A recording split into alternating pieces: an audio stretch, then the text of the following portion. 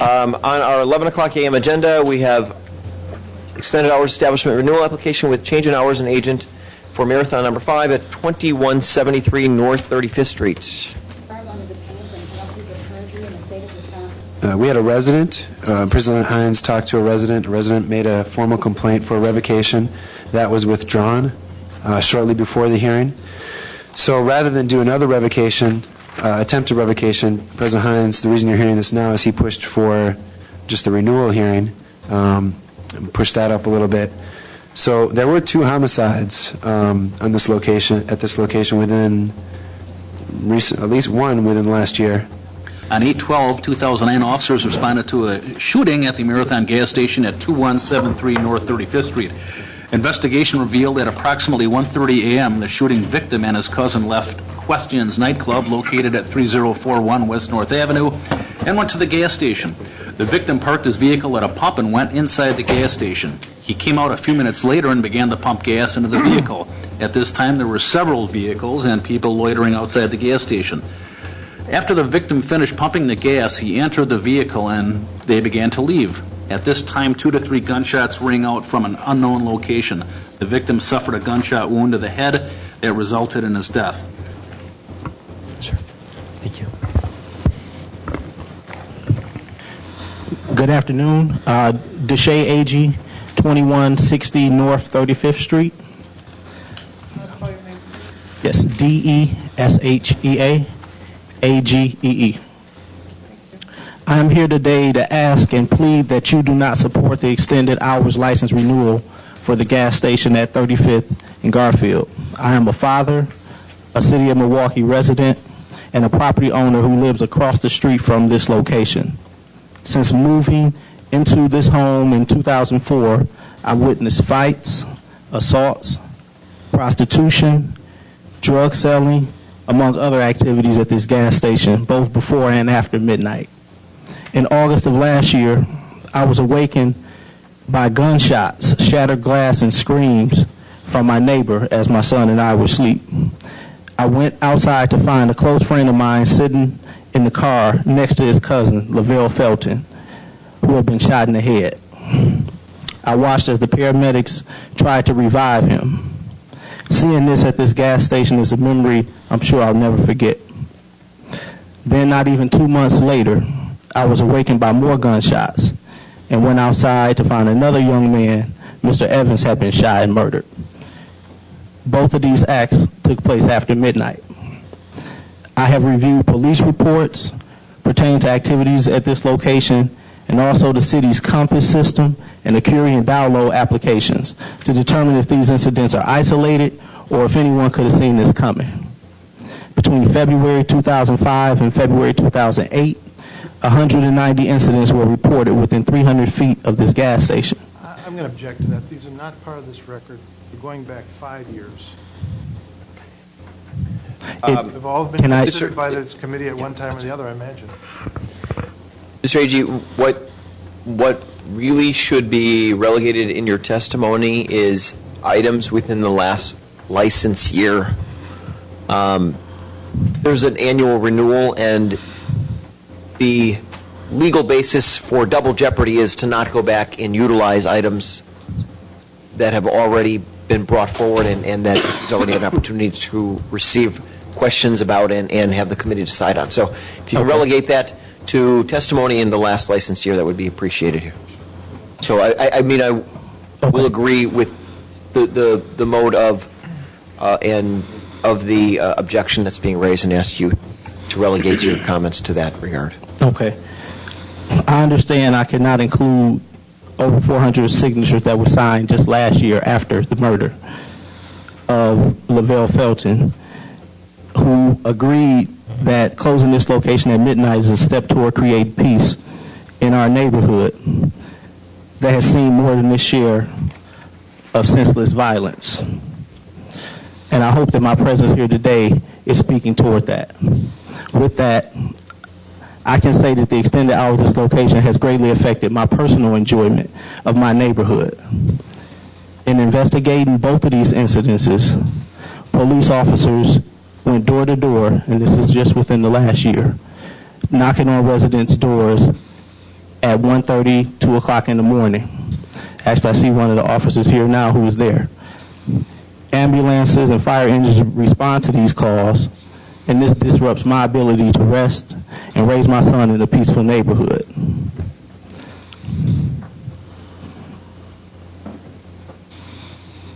One of the things that was noted in the police report is that the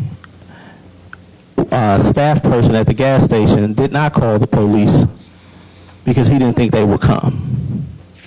He did turn off the lights, and the shootings occurred after that happened. I understand that turning off lights is a way to get people to move from the area, but what that did was incite something happening this time. Although I did come before the Board of Zoning Committee, Board of Zoning Appeals a few years ago regarding this item, regarding the extended hours license, they told me that this is the committee that I need to come before. So I'm here today to ask that you do not approve the extended hours license to help prevent future senseless acts of violence from taking place at this location as those was perpetrated against Mr. Felton and Mr. Evans. I too want that gas station to close at midnight. Thank you for your Thank you. testimony. If you hold on one moment here. Questions by committee? Alderman Mr. Sachs. Chair, the applicant has asserted that voluntarily they have closed at midnight ever since October 21st on to today. Since you live across the street, have you found that to be true? That is not true. That is not true. I live directly across the street from this location, and I can look through my window and see that that is not true.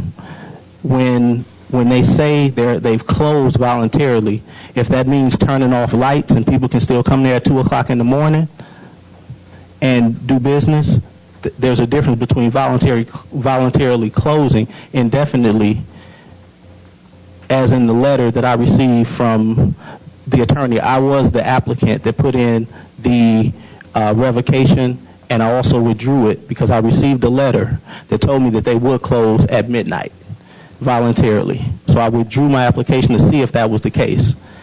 Today I can stand here and say that that has not been true. So I do not believe that if they have the opportunity to stay open beyond midnight, that they would do anything other than what I've already seen since October to today. Can I say Thank you. something? In one moment, okay? Mr. Chair. Alderman, were you finished? Yeah, I'm Thank you. done. Yeah, Other additional questions? I wanted to follow up on that. They did give themselves some wiggle room. Mr. Germanata said sometimes they're open a little late because they're still closing up. How late have you seen them open or accept customers? I've seen as late as 3 o'clock. And I did receive a letter that told me from the attorney's office that they will close from midnight to 5 a.m. indefinitely. And I guess my definition of indefinitely is forever or until something else happens. But I think it's been a voluntarily change of that. And I'm here to speak out against anything other than 12 o'clock midnight. Other questions by committee? Mr. Chair, may I ask one question of the? Yeah. Deshay, I know you worked a lot with the Alderman's office in drafting the original revocation request, and we had a lot of conversations. We've had a lot of community meetings. I guess what I'm hearing is that, the closing throughout the summer at midnight and every weekend throughout the year at midnight, that doesn't go far enough for you. Is that correct? Both of those happened on a Tuesday. But that is true. And that wasn't in the weekend. That wasn't it was after 1:30, but that means the police call came at 1:30, as was reported. That means that it happened before 1:30. Let me also ask, I know there's a lot of talk about questions, which is now club status. What's your thought about the role of that nightclub? How culpable is the nightclub? How culpable is the gas station? As my other neighbor said, Mr. Runner, the impact of the gas station is separate from anything that happens anyplace else, including questions or status. The incidents that take place at the gas station takes place at the gas station. And I can't totally attribute the vicinity that any club is in to what happens at that particular location, because I've been at my current residence since 2004, and I've seen a number of other things that have happened, and I wouldn't attribute it to that particular location. Thank you. Mr. Runner? I'll try to be very, very brief, Mr. Chair. Thank you. President Hines has gone through the ring over this for about a year, I think, and there's no other way to say it except that he has major concerns with 2 homicides at this location. He's the one who prompted Mr. Agee to write the complaint to spur the revocation hearing. He's been the harshest critic of this establishment in every meeting I've been in. He's met with the police. At one time, the police were very much advocating for the owner, and I think President Hines helped them to see that the owner could do a lot more. It was at President Hines' urging that they close voluntarily at midnight, and I'm pleased to see Mr. Agee here. However, I didn't know he'd be here, and if I did know, I didn't realize he had this position after he withdrew his complaint. Mostly we thought we were the foremost complainants, and in the meetings we've been in, a lot of people have been open to some kind of compromise, much like the mayor of 35th, or the governor of 35th Street often says, one of the gentlemen who testified. So without belaboring the point, we have major concerns. We would support the committee if you wanted to take away the 24-hour license, of course. I mean, everyone here knows that about President Hines, that he was in favor of revocation. But we felt like this was a reasonable compromise, closing throughout the summer at midnight and closing over the weekends, absent any additional calls from any residents who are here today. But we definitely appreciate them coming down and can see how the committee would weigh heavily their testimony. But we had talked with, absent those people, we had talked with the council, and we felt like this was kind of the best we could get, was closing during the summer and closing over the weekends. So that's what we supported. However, as I said earlier, we would support a harsher penalty if that's what the committee deems necessary. We leave it to your judgment. With that, I'm going to call us in. Here's what I will ask, committee. I would ask that we make a motion and you allow your vote to stand for the motion, if as much as possible.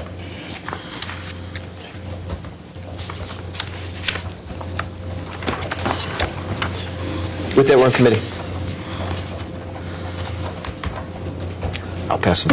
I'll ask for recognition, Madam Chair. Want to see the plaintiffs? Go ahead, Alderman Bone. Madam Chair, at this point, based on the police report and neighborhood testimony, I would move for non-renewal of the extended hours application. What I just will say is I appreciate the minimal hours that are there. I think that given the violence, whether it's spillover or not, is an indication that the problems are persist, and I think for peace of mind for neighbors, given the high level of violence, this is the most appropriate way of dealing with the application. Any comments on the motion from committee? All those in support of the motion? Any objections to the motion? Motion for non-renewal passes 5-0. Mr. Chairman,